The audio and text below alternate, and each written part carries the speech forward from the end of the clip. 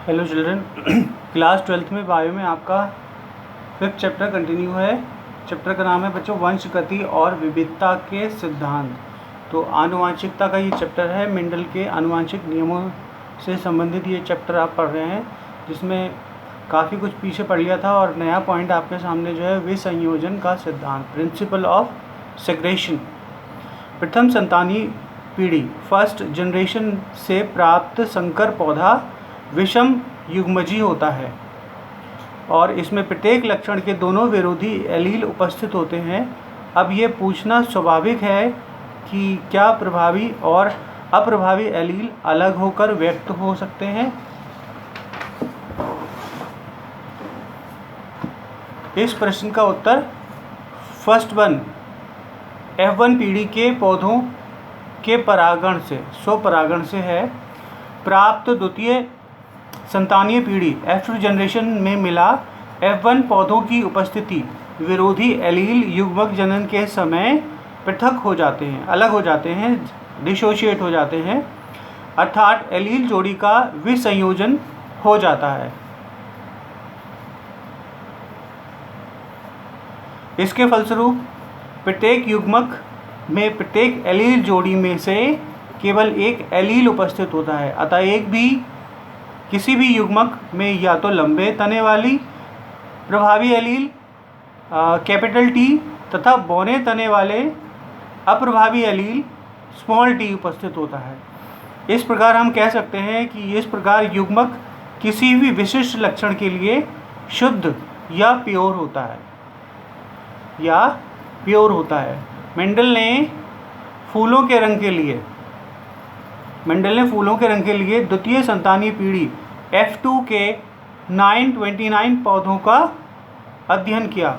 उन्होंने ये सिद्धांत प्रतिपादित करने के लिए F2 जनरेशन के 929 पौधों पर स्टडी की, जिनमें से 705 पौधे लाल फूल जिनके रेड फ्लावर्स थे तथा 224 पौधे सफ़ेद पुष्प वाले प्राप्त किए।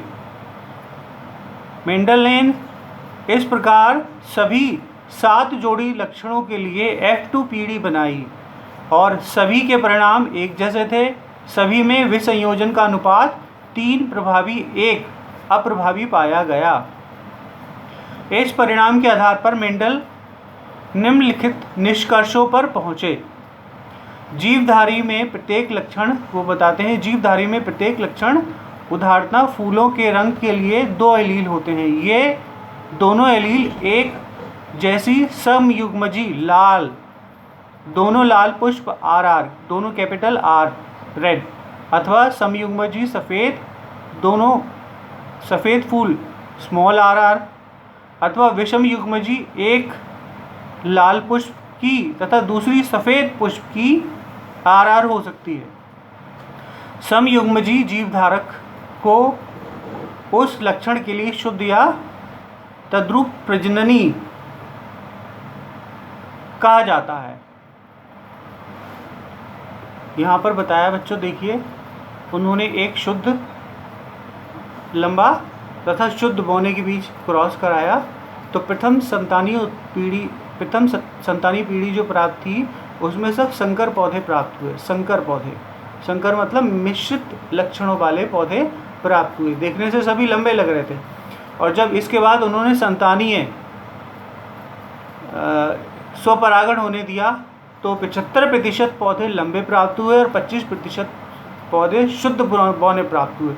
तो ये 25% तो शुद्ध बौने हैं, किंतु ये संकर लंबे हैं 75%। इसमें से पहले 25% शुद्ध बौने होंगे बच्चों, और उसके बाद के 50% होंगे बौने और लंबे मिश्रित।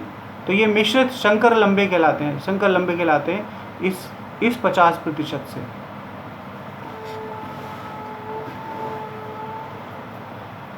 इसी प्रकार यदि पौधा विषम युग्मजी है तो उसे अशुद्ध, इम्प्योर या संकर कहते हैं। प्रत्येक जीवधारी में एक लक्षण के लिए उपस्थित 2 एलील से एक नर युग्मक से तथा दूसरा मादा युग्मक से प्राप्त होता है। ये एलील अथवा कारक F1 पीढ़ी में साथ जाते हैं तथा आपस में मिश्रित ब्लेंड नहीं होते बल्कि एक दूसरे से अलग रहते हैं। युग्मक जन्म के समय प्रत्येक युग्मक में एलील की जोड़ी में से केवल एक ही एलील उपस्थित होता है, अर्थात इसमें R कैपिटल अथवा R स्मॉल होंगे। इस प्रकार प्रत्येक युग्मक उस लक्षण के लिए प्योर होता है, इसे युग्मक की शुद्धता कहते हैं। बच्चों ये पॉइंट आपका फिनिश हुआ, आगे नेक्स्ट पॉइंट से पढ़ेंगे। ओके बच्चों, thank you so much for watching my video.